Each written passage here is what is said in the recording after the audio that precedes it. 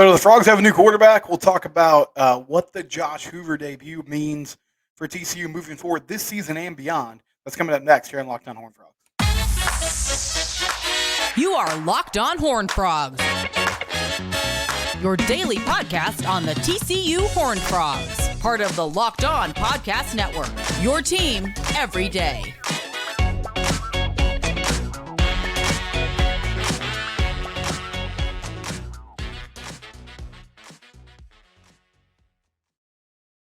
Locked On Horned Frogs, your team every day. I'm your host, Steven Simcox.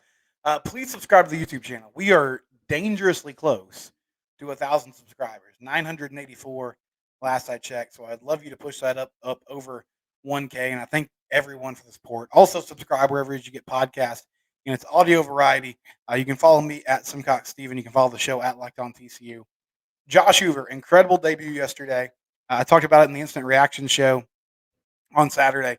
But his final stat line was pretty ridiculous. 37 of 58, 439 yards, 4 touchdowns, and 2 interceptions. He threw the ball almost 60 times, and he was fantastic. I mean, I thought they simplified the game for him. I don't say that in a negative way, but I felt like they did things that he was comfortable with. They did things that were a lot of quick reads, a lot of quick game stuff, getting the ball out fast. But he also threw some dimes. I mean, he had a great throw to Jordan Bailey on the sidelines. He had a throw to J.P. Richardson where he was rolling out, and it was on 3rd and 10. He threw a bullet. He took off and used his legs once and showed that he at least, can get a first down on the ground if necessary. He also did a really nice job of standing up in the pocket, and the offensive line was fantastic. Now the question is, one, how do they follow this up against a good Kansas State team this week, who is also breaking in a new QB potentially? Avery Johnson, young quarterback for the Wildcats, came in and ran all over the Texas Tech Red Raiders, had 5 touchdowns rushing, and threw the ball a little bit too. And Will Howard for the rest of that ball game. But how do you follow this up? And then is Josh Hoover now the guy?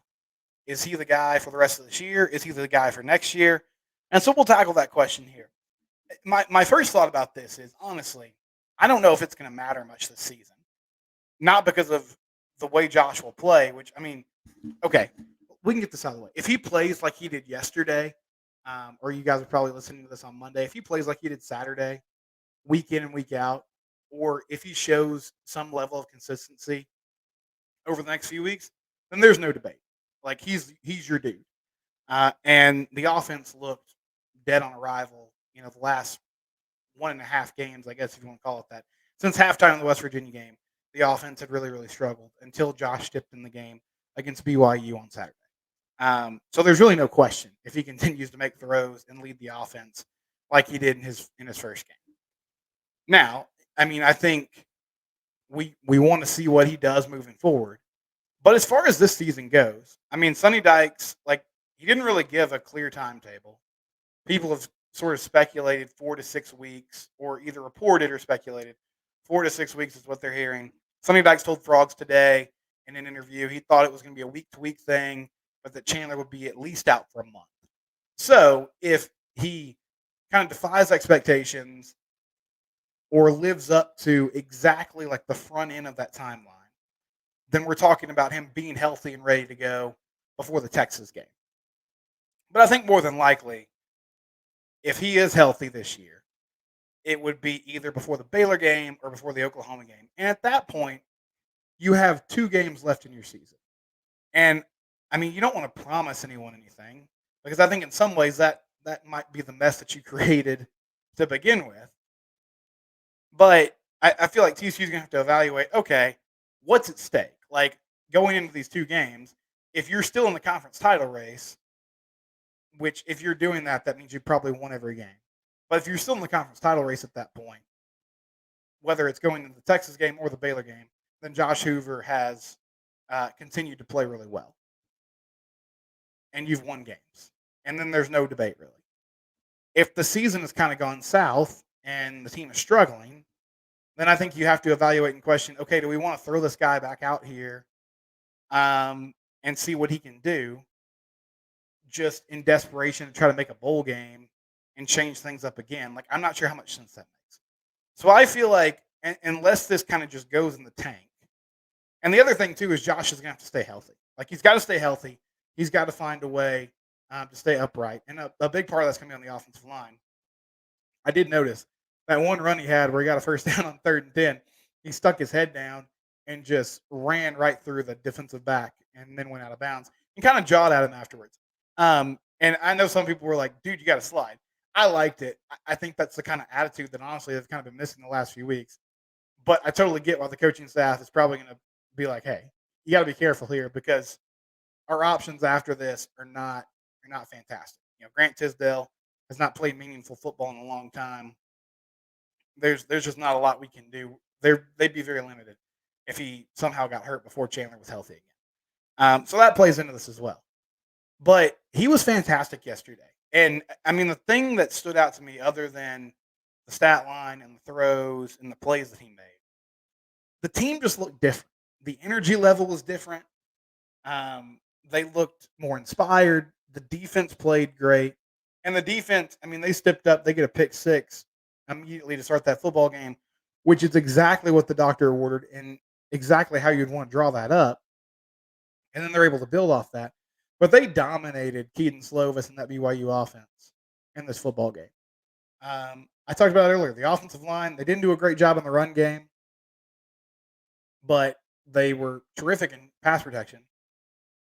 Hoover said it after the game. He was like, listen, I mean, I dropped back 60 times, and they kept me clean.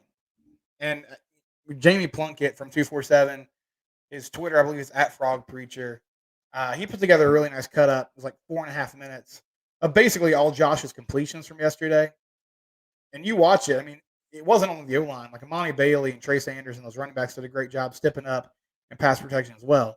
But bottom line is they did a fantastic job all night keeping him upright and clean. And Josh did a good job stepping up in the pocket, kind of feeling the rush. But overall, he played an outstanding game. And the offense kind of rallied around him. I thought the receiving core played better.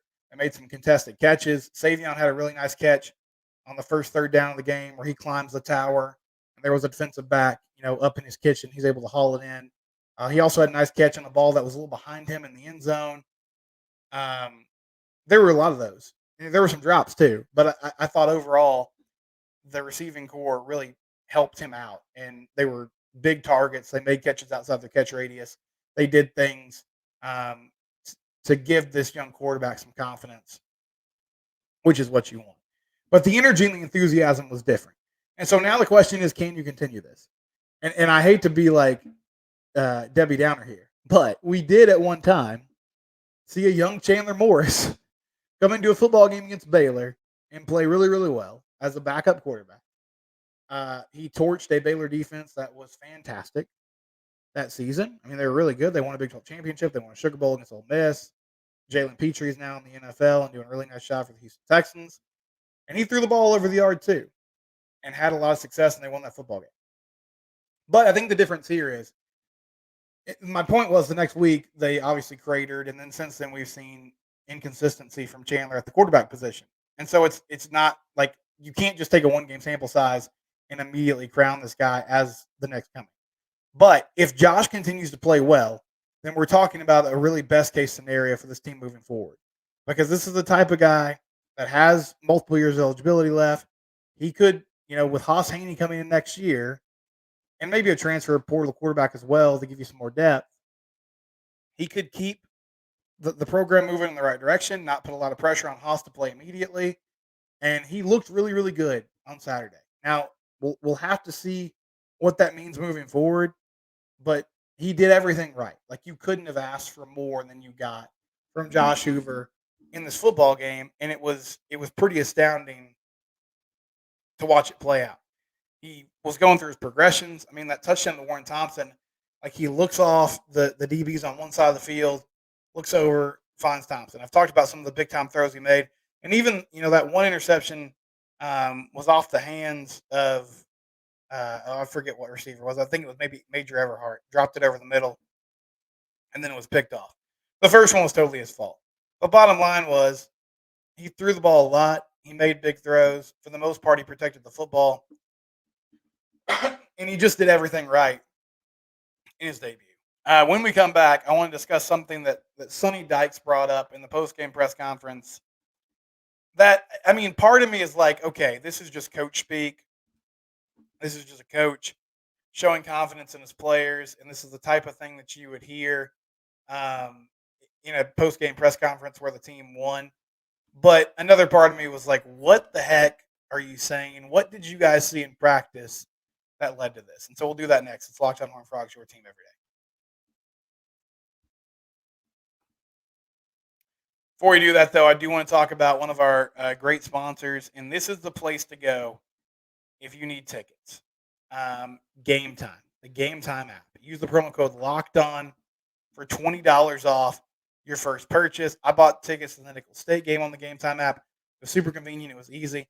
One thing about the Gametime app that's great is they have last minute flash deals. So even up to the day of the game, you can find good deals for your tickets. I've talked about this before, but they have pictures that show you where your seat is. And when I bought tickets for that Nickel State game, it was easy. Just a couple taps, a couple clicks of a button there. I get the tickets. They're sent directly to my phone. I don't have to worry about, okay, this go to my wallet. Is it an email? No, just go straight to your phone. It's right there. And I use that promo code that's on your screen there. Locked On College, get $20 off. So if the tickets are less than $20, that's what we call free, my friends. And that is outstanding. I've been watching. I'm hoping that I can make it to one of these games in Arlington for the ALCS. I've been watching the Gametime app every day, trying to find the best deal. Gametime app, use that promo code Locked On College. You get $20 off, last minute tickets, flash deals, zone deals. It's easy to buy. And it's not just sporting events. It's concert tickets. It's comedy shows, right? Like anything that you want on the Gametime app, it's available there. Best deals, not a bunch of hidden fees. And one more time, that promo code is Locked On College. Get $20 off your first purchase on the Gametime app. Do it today. Also want to discuss PrizePicks. This is where you need to go if you're making daily fantasy bets. My season-long fantasy team is cooked. Justin Jefferson's injured. Anthony Richardson's injured. Had a really rough day today with the guys I replaced them with. The great thing about PrizePicks is it's daily games. There's deals all the time. There's opportunities to make money on PrizePicks, and it's really simple. You're like, what is this? This is like betting on games. No, it's not quite like that. They have a lot of different options, and you can simply find two or more players, see what their projected stats are, kind of look at the over/under, and place your entry. So you could bet on, okay, is Saquon Barkley going to get over 60 yards rushing tonight? Is Travis Kelce going to have more than 50 yards receiving? Will Odell Beckham have more than 50 yards receiving? Will Josh Allen have more than 2 touchdown passes? Will Lamar Jackson score more than 1 touchdown? These are the type of opportunities you have. Those are really simple bets. It's just like, okay, do I think this guy's going to have a good game? Do I think they're going to do what they're capable of? Yes, maybe they're facing a good defense. Maybe they won't. PrizePicks makes it really simple for you. They are the place to go for daily fantasy games and betting, and they have specific deals on different days. So like on Tuesday, they have Taco Tuesday, which is a really cool deal that's going on right now, where you can get discounts on select players up to 25% off, and they'll provide you even more value. PrizePicks. Go to prizepicks.com/lockedoncollege and use the code LockedOnCollege for a first deposit match up to $100. PrizePicks.com/lockedoncollege. Use that code LockedOnCollege and get your deposit matched for the first time up to $100. Thank you to PrizePicks for being a sponsor of the Locked On Network.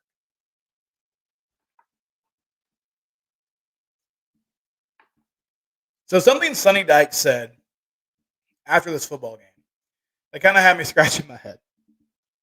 This is from Steven Johnson, transcribed this from the 4-Star Telegram. Does a really good job covering the thing. He says, Sonny Dykes says he wasn't surprised by Josh Hoover's debut. He said Hoover is the most prepared player on the team.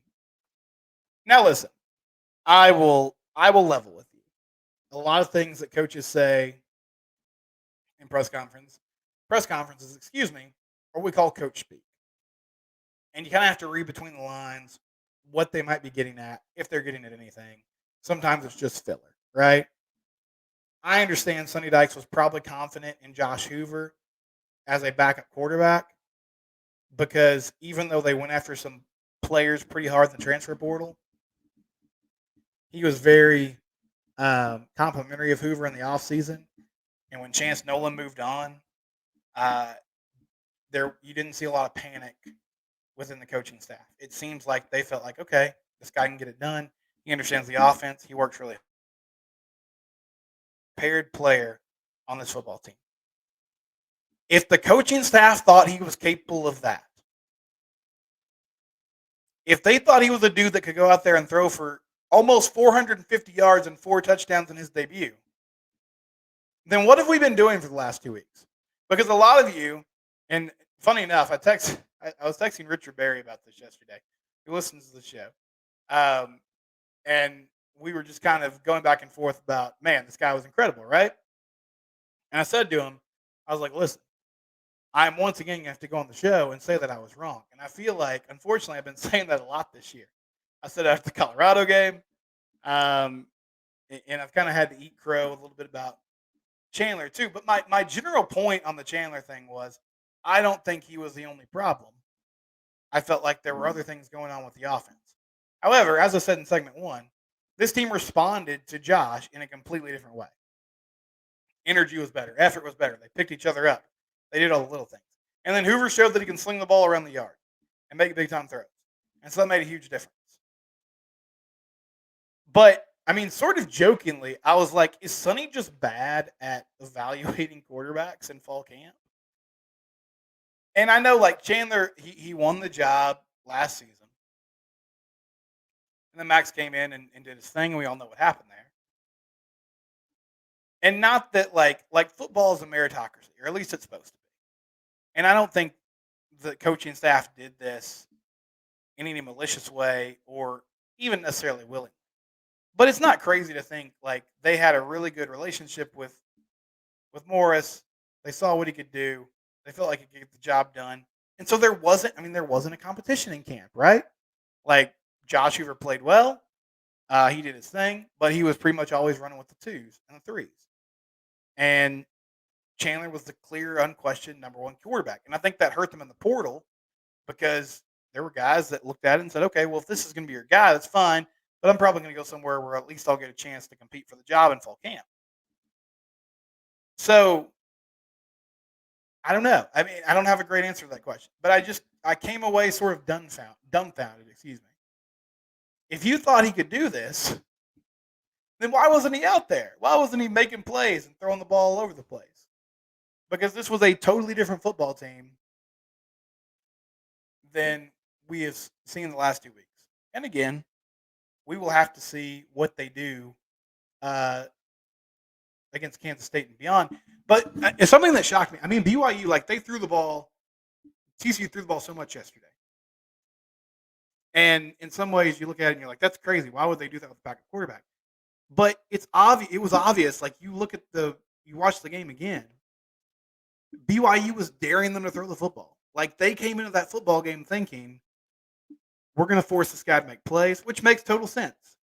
You know, my general question about Josh up to this point hasn't really been about his ability. It's been like, I just haven't seen him play much, so I don't know what to expect. I know he was a good quarterback in high school. He ran a similar system, but I couldn't really predict what he was going to do when the lights came on in the big moment. Well, he showed me yesterday. He showed that he can play great. But BYU was like, okay, prove it. You're going to have to prove it. We're going to bring a lot of pressure. We're not going to disguise things. And we're going to force you to make throws. We're not going to allow Monty Bailey to just run roughshod on us and get 200 yards rushing and allow you to grind out like a 24-10 victory. You're going to have to earn this, throwing the football. And he did. And Kendall built the thing around him, and it looks like an actual air raid offense. There were a ton of quick throws. There were a ton of RPOs, easy, comfortable throws. But then he also made bigger, better ones, more contested throws in tight windows. And like BYU was kind of sitting in zone and playing soft at times, but there were still plays where there were 3 or 4 guys, around a receiver, and he just kind of threaded the needle and got it there. And seeing that velocity and that kind of power was really impressive. And so hopefully on the Kansas State game moving forward, now you're going to have a more balanced attack because teams are going to watch that film and be like, okay, well, we can't just pin our ears back and come after this guy. We're going to have to change some things up. And I think that will lead to lighter boxes that will allow Monty Bailey to run. Because if this team's going to sustain this, I think Amani Bailey has to be a big part of it. Like he was the leading rusher in the Big 12 coming into the football game. And maybe that's not what TCU wants to do. Like maybe they wanted to get back to more of some air raid principles. But Kendall likes to run the ball. Sonny's talked about the importance of running the ball. I feel like they'll get back to that. But this was a game where it was like, okay, we know what we can do. They're allowing us to do this, and we're going to take advantage of it. And I applaud them for doing that. Because I said all week, I was like, this is a test for this coaching staff. They need to find a way to make him comfortable and allow him to make plays that he can make. And they did that. When we come back, I want to give some love to Joe Gillespie because honestly, this defense has been fantastic since week 1. And then I'll get to some of your questions and comments. That's next here on Locked On Horned Frogs.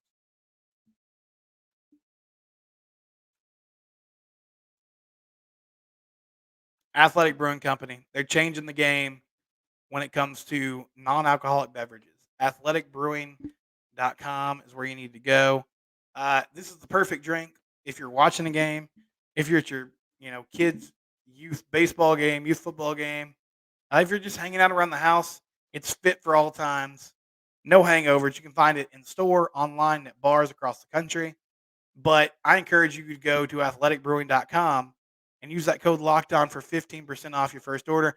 Athletic Brewing was kind enough to send some of the hosts, a 6-pack for us to try it. And I love the product. I think it's great. And again, one of the wonderful things about it, you can drink it anywhere. I took a walk around the neighborhood with my kids tonight and had an Athletic Brewing can in my hand because it was really good. And it was great weather today. Great time to have it with me. That promo code is locked on to get 15% off your first order. LOCKEDON at checkout. 15% off at athleticbrewing.com. Athletic Brewing Company. They're fit for all times. They're a game changer. Our game changer this week was Josh Hoover. We've talked about him all show long. He totally changed the game for TCU. Athletic Brewing has totally changed the game when it comes to non-alcoholic brews and beverages. Athleticbrewing.com. Use that promo code Locked On your first order today. We thank them for their sponsorship here at the Locked On Network. TCU defense held BYU to 11 points on Saturday. All game long, they were dominant. Had a pick 6. Avery Helm had a great play on a strip sack. Fights through a block, gets to the quarterback, disrupts it, makes a play, right? Just outstanding job by this defense. And I said it before the game. I was like, listen, defense is going to have to be more aggressive, make bigger plays, make more splash plays, because you're not just going to be able to sit back and win by holding this BYU team to 28 points. And they did that. They played much better. And honestly, if they would have played a slightly worse game, they probably could have won too because the offense was so good. But I wanted to give some love to Joe Gillespie. He was much maligned after that Colorado game. And listen, that was an inexcusable loss. It unfortunately looks worse every week. Colorado just had a massive, they blew a big lead, 29-point lead to Stanford in their game on Friday night. But they're a talented team. They had playmakers. Defense wasn't ready for them. They tackled really poorly. They obviously weren't ready for what Sean Lewis was scheming up. And they got caught flat-footed and they got beat. But since then, against, obviously Nicholls State, but then Houston, SMU. And even against West Virginia and Iowa State, I thought they played well. West Virginia, they gave up 10 points in the second half. Offense didn't score, didn't help them out, didn't pick them up. But they gave the team a chance to win that ball game, even with all the struggles TCU had on the other side of the ball. Against Iowa State, gave up 27 points, which is more than you want to that offense, but a blocked punt was responsible for 3 of those. Not making on the 4th and 1 was responsible for 7 of them. And then Chandler got hurt, and Josh wasn't, quite up to speed or quite ready to step in that moment, and so things kind of got away from him. But again, they gave the offense the ball back a couple times and gave them an opportunity to make plays.